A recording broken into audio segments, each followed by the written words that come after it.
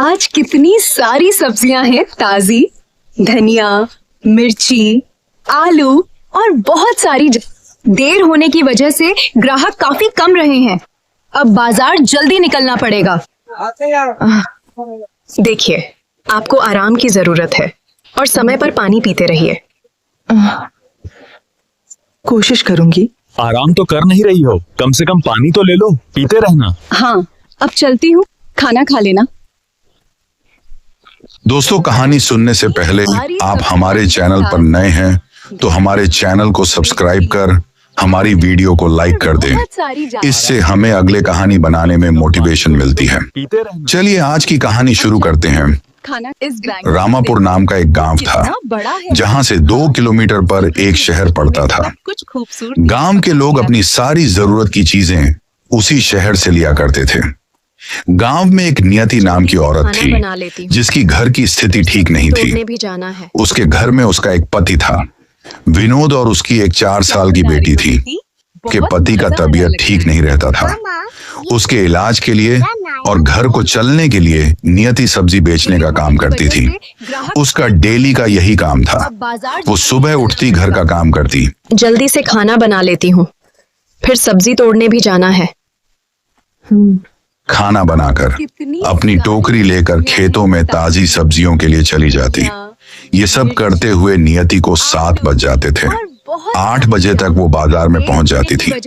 उसके रोज के 8-10 ग्राहक थे जो उसका इंतजार कर उसी से सब्जियां खरीदते थे। नियति उन्हें सब्जियां देकर अपनी बाकी सब्जियों को बेचने लगती। वो सब्जियां बेचकर 12 बजे तक अपने घर पहुंच जाती थी। रुचि स्कूल नहीं जाती थी, पर नियति थोड़ी बहुत पढ़ी लिखी थी। वो रुचि को पढ़ती थी। अच्छे से याद करो, मैं सुनूंगी। हाँ, माँ याद है।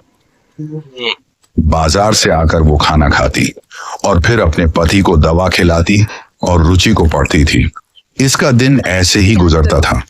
बाजार में धीरे धीरे सब्जियों वाले बहुत सारे आने लगे थे, जिससे घर के काम के साथ जब नियति बाजार पहुंचती अपनी सब्जियों की टोकरी लेकर, तो कभी कभी उसके ग्राहक किसी और से सब्जी लेकर चले जाते, तो कभी कभी उसकी जगह पर कोई और सब्जी बेचता था।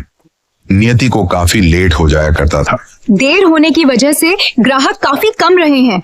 अब बाजार जल्दी निकलना पड़ेगा। पर वो कुछ नहीं कर सकती थी।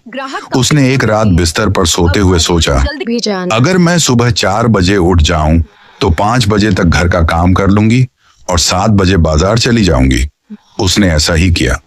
सुबह 4 बजे उठकर उसने घर का सारा काम किया और खेत से सब्जी लेकर बाजार चली गई। उसकी सब्जी तो पहले की तुलना में ज्यादा बिकी और अच्छे भाव में बिकी, लेकिन आते समय बहुत ज्यादा धूप हो जाया करता था। रात के खाई हुई नियति सीधा 1 बजे खाना खाती थी। ऐसे ही 5-6 दिन हो गए। एक रोज नियति 4 बजे उठकर अपना काम खत्म करके टोकरी उठाकर खेतों की ओर जा रही थी। उसे बहुत कमजोरी महसूस हो रही थी, पर वो सब्जी लेकर बाजार पहुंच गई। वो सब्जियों को बेचकर घर की ओर निकल गई, लेकिन गांव पहुंचने के आधा घंटे पहले ही सूरज के तेज धूप से उसका सिर चकराया और वो वहीं रास्ते में गिर गई।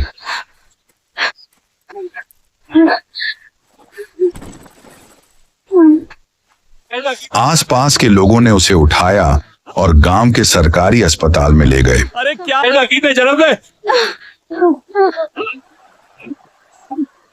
अरे क्या हुआ, देखो जरा, वो गिर गई। डॉक्टर ने कमजोरी बताई और समय समय पर पानी पीने और आराम करने को कहा।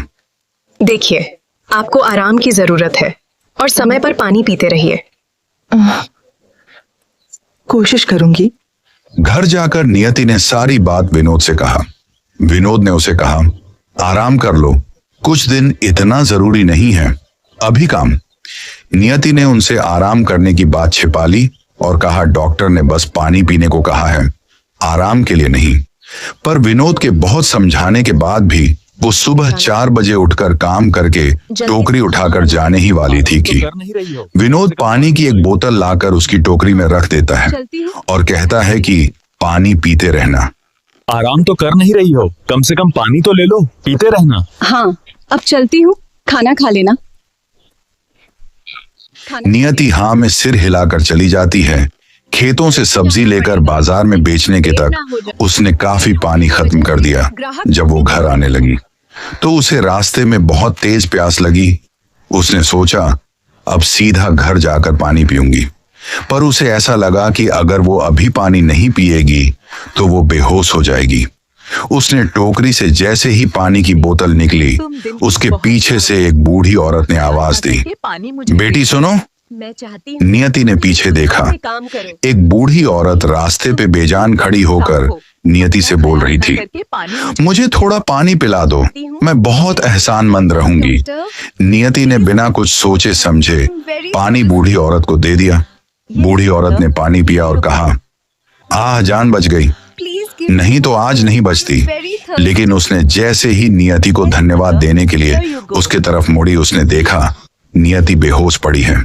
उसने लोगों को बुलाया और हॉस्पिटल ले गए। उसी डॉक्टर ने नियति पे गुस्सा करते हुए बोला, आपको आराम करने के लिए और पानी पीने के लिए कहा गया था। ऐसे लापरवाही करने से आपका ही नुकसान होगा। हम बस आपको बता सकते हैं, बाकी आप खुद देखिए। और नियति को विटामिन की गोली दे दी। देखिए, आपको पहले भी कहा था पानी पीना ही जरूरी है आपके लिए, आपको ध्यान रखना चाहिए। ये सब बातें बूढ़ी औरत ने सुन ली थी। बूढ़ी औरत एक अच्छे घर से थी। उसने नियति से उसका घर और उसका काम पूछा। नियति ने रोते हुए सब कुछ बता दिया। बूढ़ी औरत ने कहा, बेटी तुम चाहे तो पानी पी सकती थी, पर तुमने मुझे पानी पिलाकर इंसानियत को आज भी जिंदा साबित कर दिया। मैं भी इंसानियत के नाते तुम्हारी मदद करना चाहती हूँ। तुम मेरे बेटे के गोदाम में काम कर सकती हो। तुम्हें वहाँ बस 8 घंटे काम करना है और तुम्हें महीने के 10,000 मिलेंगे। ये सुनकर नियति कहती है, पर मैं ये सब नहीं ले सकती हूँ। इससे पहले नियति कुछ और बोलती। बूढ़ी औरत ने कहा, तुम्हें ये लेना ही पड़ेगा, मैं कुछ नहीं सुनना चाहती हूँ। बूढ़ी औरत ने अपने बेटे को कहकर नियति की नौकरी पक्की कर दी और नियति के पति विनोद को अच्छे अस्पताल में इलाज करवाया। विनोद ठीक होने पर नियति के साथ ही कम करने लगा। रुचि स्कूल जाने लगी थी और नियति के घर की हालत काफी हद तक सुधर चुकी थी। क्या बना रही हो बेटी? बहुत मजा आ रहा है लगता है। हाँ माँ, ये देखो मेरा नया घर। दोस्तों, हमें इस कहानी से ये सीख मिलती है कि इंसान की हालत चाहे जैसी भी वो, पर दूसरों की मदद करने से पीछे नहीं हटना चाहिए। क्या पता वही मदद आपके जीवन में उजाला ले आए, जैसे इस कहानी में नियति के जीवन में आया। आपको हमारी आज की ये गरीब सब्जी वाली की कहानी कैसी लगी, कमेंट में जरूर बताएं। हमारे चैनल को सब्सक्राइब कर